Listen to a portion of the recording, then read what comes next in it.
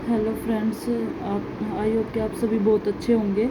And हमने family planning के 3 part complete कर लिया। अब ये 4th पार्ट है फैमिली प्लानिंग का and 4th and last part है ये। जो हमारी परमानेंट मेथड है वो रह गए थे और सारे हो गए थे। बैरियर मेथड हो गया था, नेचुरल मेथड, IUCD और OCP, ये सारे मेथड हो चुके हैं। अब टर्मिनल स्टरलाइजेशन और परमानेंट मेथड हम आपको पढ़ाते हैं, ठीक है। तो चलो चलते हैं आगे। टर्मिनल स्टरलाइजेशन और परमानेंट मेथड क्या होता है? ये हमारा वॉलंटरी सर्जिकल परमानेंट कंट्रासेप्शन होता है। मेल में वेजेक्टमी होता है और फीमेल में ट्यूबेक्टमी होता है, ठीक है। तो हम पहले मेल का पढ़ते हैं वेजेक्टमी। वेजेक्टमी क्या होता है? वेज डिफरेंसेस को रिमूव कर देते हैं। परमानेंट स्टरलाइजेशन करते हैं मेल की सेगमेंट ऑफ वेज डिफरेंसेस, ये क्या करते हैं? बोथ साइड से रिस्ट्रैक्टेड कर देते हैं, कट करके उनको एंड को लाइगेट कर देते हैं, ठीक है। समझ में आया यहाँ तक? वेज डिफरेंसेस क्या होता है? ये एक ट्यूब होती है लॉन्ग फाइबर्स की, म्यूकस की। ये इसका क्या काम होता है? ये स्पर्म को ट्रांसपोर्ट करती है। ये स्पर्म को ट्रांसपोर्ट करने में हेल्प करती है।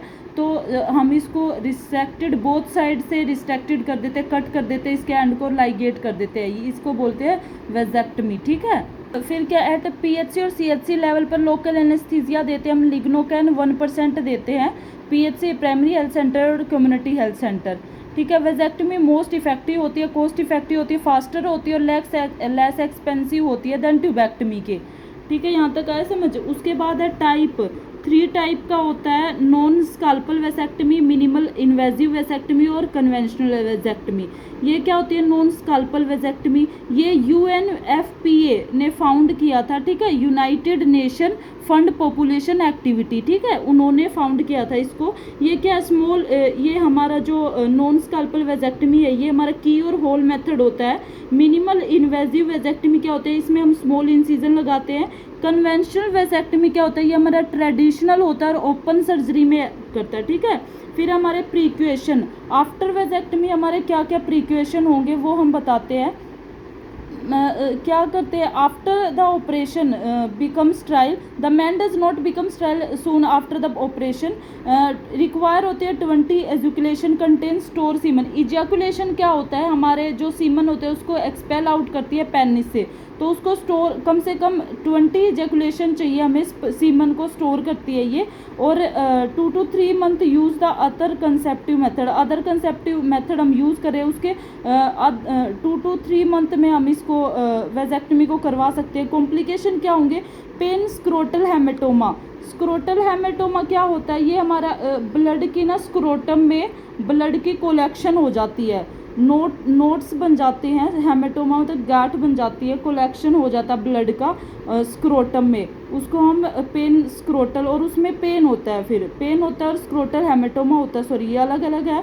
फिर सेप्सिस, ये क्या होता है? इन्फेक्शन होता है। फिर स्पॉन्टेनियस रिकैनलाइजेशन। स्पॉन्टेनियस रिकैनलाइजेशन क्या होता है? ये नेचुरल ओपनिंग हो जाती है हमारी, जो हमारी ब्लड वेसल्स हो रखी है वो ब्लॉक हो रखी है, उनकी नेचुरल ओपनिंग हो जाना स्पॉन्टेनियस रिकलाइजेशन होता है। फिर फिजियोलॉजिकल सिम्टम्स आते हैं कुछ।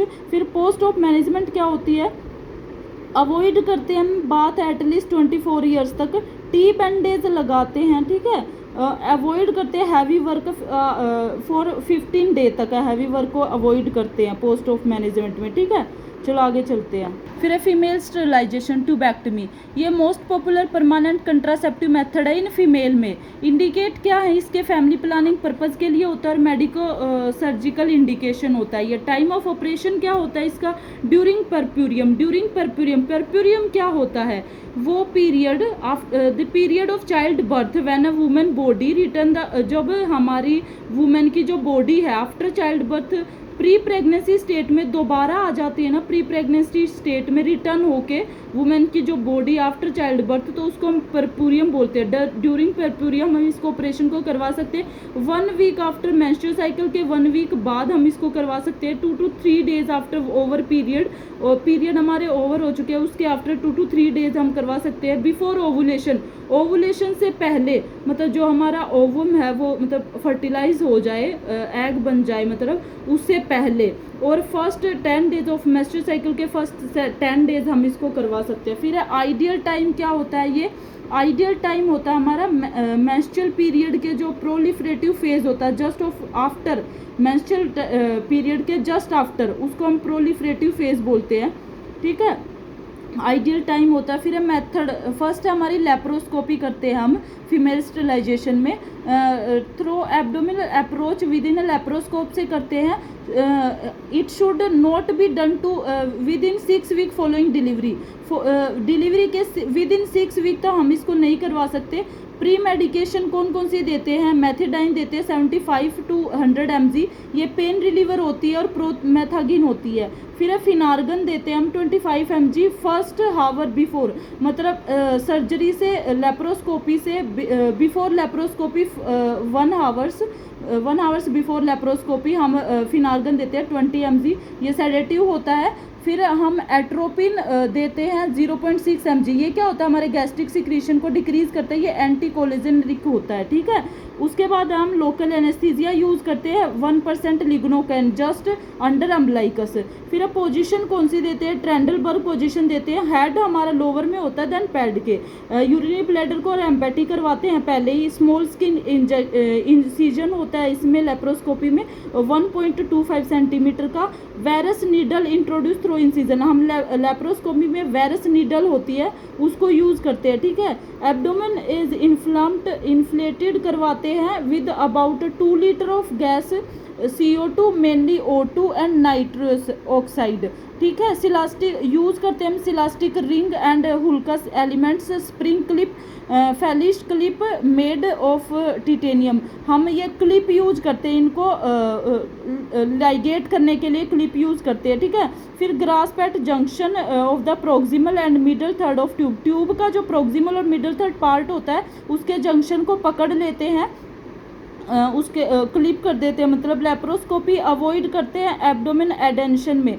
एडेंशन क्या होता है, जब हमारा एब्डोमेन चिपक जाता है और किसी को हार्ट डिजीज होती है उसमें लेप्रोस्कोपी अवॉइड करते हैं। फिर रिवर्सिबिलिटी पॉसिबल होती है, नीड बिकॉज ओनली 4 mm इस ट्यूब डिस्ट्रॉय कर देते हैं, and minimal hospital stay 3 to 4 hours तक हम मिनिमल हॉस्पिटल में स्टे करना होता है। सेकेंड है हमारी लेप्रोटोमी, ओपन सर्जरी होती है, ये local anaesthesia under local anaesthesia में होती है, इंसिजन होता है में 2.5 to 3 centimetre. Type of tubectomy क्या होगा इसमें, पोमेरियो टेक्निक, ये क्या होती है, मोस्ट कॉमन होती है, और इसमें क्या करते हैं हम, फेलोपिन ट्यूब को लिफ्ट कर देते हैं, एलिस फोर्सेप्स से बांध देते हैं, उसको लिफ्टेड कर देते हैं फेलोपिन ट्यूब को, और लूप्स को लाइगेट कर देते हैं, और क्रोनिक कैटगट से, क्रोनिक जो हमारा कैटगट होता है उससे लाइगेट कर देते हैं, ठीक है। फिर बी है आयरविंग प्रोसीजर, ये क्या होता है, कट एंड एक्साइज ट्यूब, हमारा जो ट्यूब है उसको कट कर देते हैं एंड एक्साइज कर देते हैं। फिर है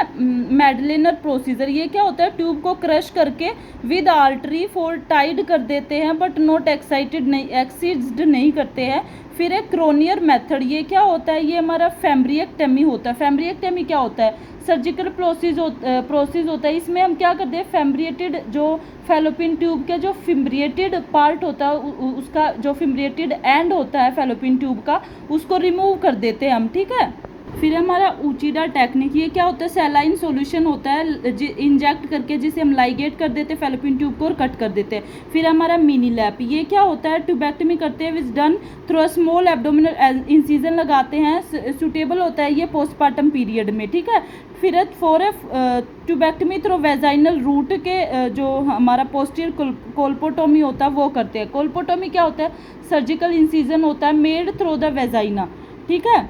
require skill and experienced surgeon ही इसको करते हैं। कॉम्प्लिकेशन क्या होता है इसमें, एक्यूट में होता है हेमरेज होता है, ब्लड जो हमारी जो ब्लड वेसल्स है उसमें हमारा जो वो ब्रोकन हो जाती है blood vessels, either inside and outside the body के इनसाइड एंड आउटसाइड हमारी जो ब्लड वेसल्स है वो ब्रोकन हो जाती है और ब्लड रिलीज हो जाता है, उसको हम हेमरेज बोलते हैं। And broad ligament injury broad ligament injury क्या होता है,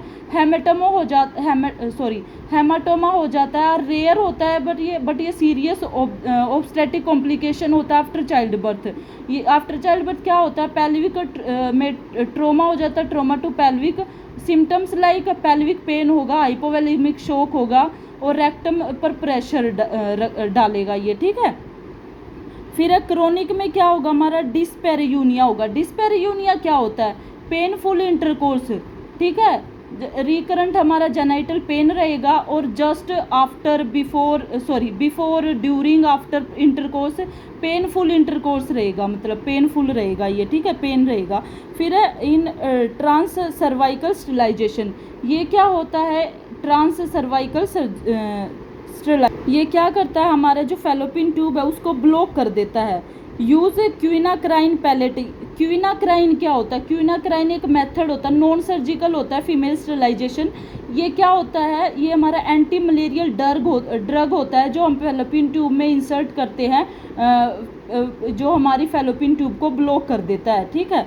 ये क्या करता है, ये हमारे फैलोपियन ट्यूब को ब्लॉक कर देता है, उसमें इंसर्ट करते हैं उसको ब्लॉक कर देता है। ये एंटी मलेरियल ड्रग होता है, ये नॉन सर्जिकल फीमेल स्टरलाइजेशन होता है, ठीक है।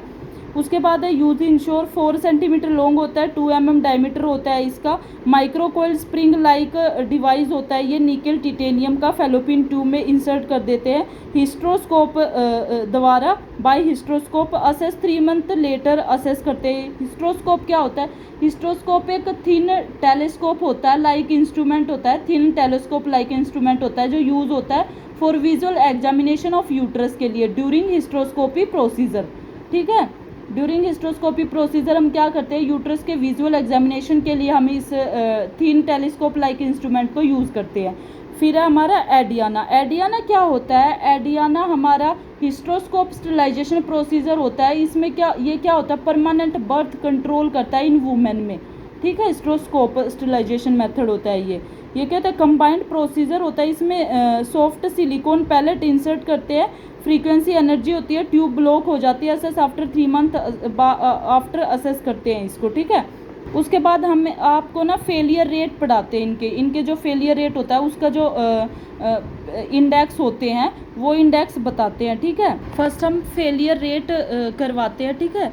फेलियर रेट में क्या होता है, फेलियर रेट में हम क्या देखते हैं, प्रेगनेंसी फेलियर रेट देखते हैं हम, प्रेगनेंसी फेलियर रेट, ठीक है। इसमें हम क्या देखते हैं, पर 100 वुमेन ईयर्स, ठीक है, पर 100 women years, pregnancy failure rate पर 100 वुमेन ईयर्स कैसे देखते हैं। फर्स्ट होता है हमारा पियरल इंडेक्स, होता है हमारा पियरल इंडेक्स। ये क्या करता है पियरल इंडेक्स, इसमें हम क्या करते हैं, जैसे ये हमारा क्या होता है पियरल इंडेक्स, जैसे हम इसमें पहले लिखते हैं नंबर ऑफ एक्सीडेंटल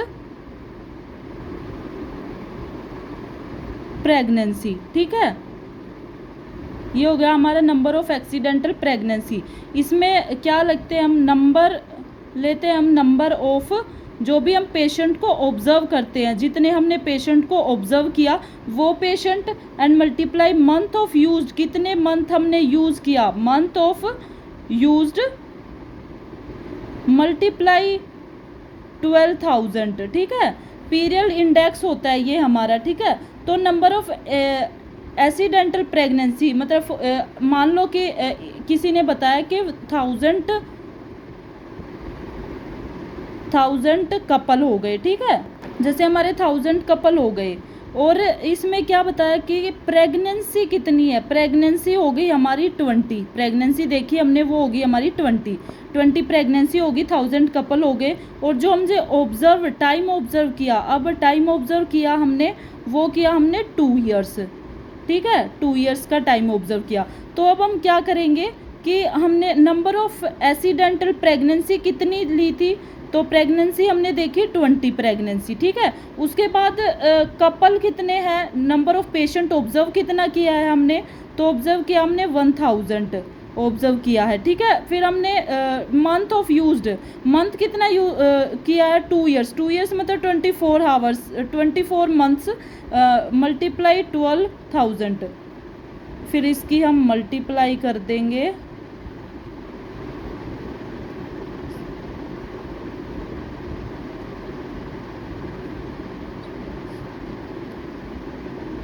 रह गया 1।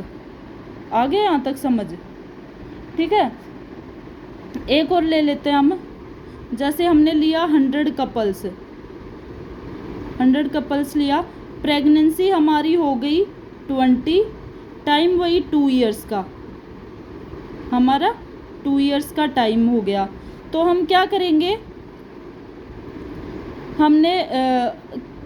हमने क्या प्रेगनेंसी किया, फिर पेशेंट ऑब्जर्व किए हमने 100, ठीक है, टाइम कितना 2 इयर्स मतलब 24 मंथ्स।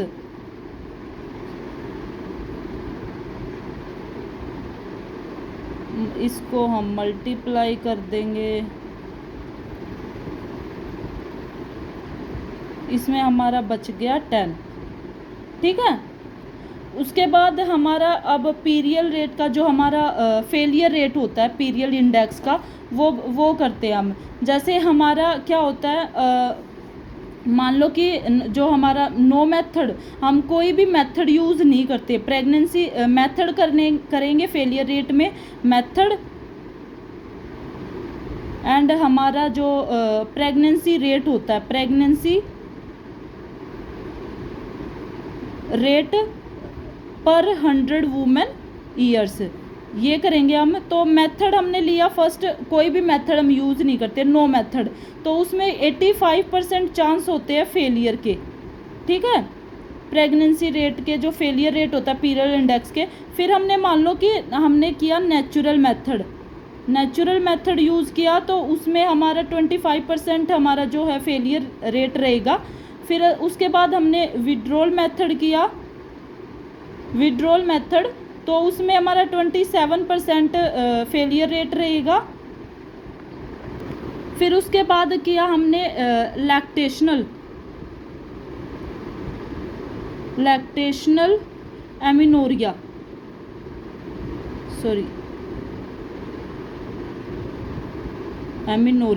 इसमें हमारा जो फेलियर रेट रहेगा वो 2% रहेगा। उसके बाद मेल कॉन्डोम में हमारा 15% रहेगा। फिर हमारा फीमेल कॉन्डोम में हमारा 21% रहेगा। फिर हमारा डायफ्रागम, जो हम डायफ्रागम यूज़ करते हैं, डायफ्रागम, उसमें हमारा 16% फेलियर रेट रहेगा। उसके बाद हमारा जो पीरियल इंडेक्स में, ये तो थे हमारे मेथड, जो no method, natural method, withdrawal method, lactation, amenorrhoea, condom male, condom female, diaphragm, ये हमारे मेथड थे। उसके बाद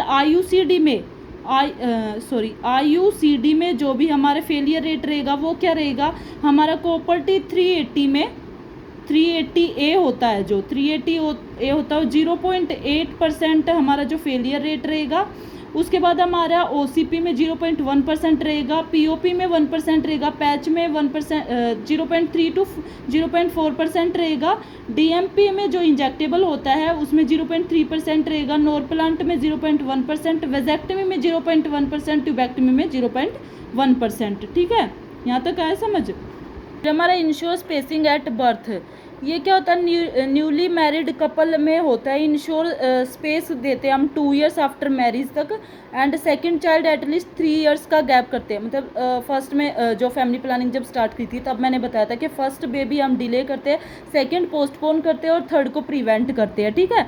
तो न्यूली मैरिड कपल होता है जो आफ्टर मैरिज 2 इयर्स तक स्पेस रख के बना के रखता है, and second child at least 3 years का गैप देता है। तो जब हम 2 इयर्स फर्स्ट चाइल्ड में 2 इयर्स को डिले करते हैं तो आशा वर्कर को 500 रुपये मिलते हैं, और फर्स्ट चाइल्ड में आफ्टर फर्स्ट चाइल्ड 3 इयर्स का स्पेस देते हैं सेकंड बेबी को, तो 500 रुपये आशा वर्कर को मिलते हैं। फिर अगर कपल चूज़ कर लेता है परमानेंट मेथड करवा लेता है आफ्टर 2 चाइल्ड के बाद, तो आशा वर्कर को 1000 रुपये मिलते हैं। फिर हमारी सेक्सुअल काउंसलिंग करवाते हैं, प्लीजिट मॉडल होता है जो सेक्सुअल फंक्शनिंग में एनो 1974 में आया था। ये क्या करता है प्लीजिट, ये permission, L for limited, I for information, S for specific, S for suggestion, I for intensive, T for therapy, ये हमारा सेक्सुअल काउंसलिंग होती है, सेक्सुअल काउंसलिंग देते हैं, परमिशन दिलवाना, लिमिटेड मतलब लिमिटेड बेबी लिमिटेड प्लान करना, इंफॉर्मेशन प्रोवाइड करना फैमिली प्लानिंग के बारे में, स्पेसिफिक देना और सजेशन प्रोवाइड करवाना, इंटेंसिव थेरेपी प्रोवाइड करवाना, ठीक है। फिर क्या है हमारी ना एक NFPIS, ये हमारी एक स्कीम आई थी, ठीक है। ये क्या है NFP, under national family planning identity scheme, ठीक है। National family planning identity scheme है ये हमारी। ये क्या है हमारी 1 अप्रैल 1 अप्रैल 2013 को ये हमारी स्कीम आई थी। और ये किसके थ्रू आई थी? ये by NRHM, national rural health mission के द्वारा ये जो स्कीम है ये आई थी हमारी, national family planning identity scheme, ठीक है। इसका जो जब इसमें क्या है, इसमें क्या बताया गया है, इसमें हम स्टरलाइजेशन, जब हमारा स्टरलाइजेशन होता है, स्टरलाइजेशन परमानेंट स्टरलाइजेशन जब हमारा होता है, परमानेंट स्टरलाइजेशन जब हमारा होता है, तो इसमें हम क्या कर देते हैं, जब फेलियर हो जाता है, ठीक है, परमानेंट स्टरलाइजेशन जब हमारा फेलियर हो जाता है तो हम क्लेम करते हैं, ठीक है, क्लेम करते हैं। तो वो क्लेम क्या होता है, क्लेम कैसे होगा, क्या क्लेम में क्या कितने पैसे मिलेंगे, वो सब है, ठीक है। तो जब मान लो कि आफ्टर स्टरलाइजेशन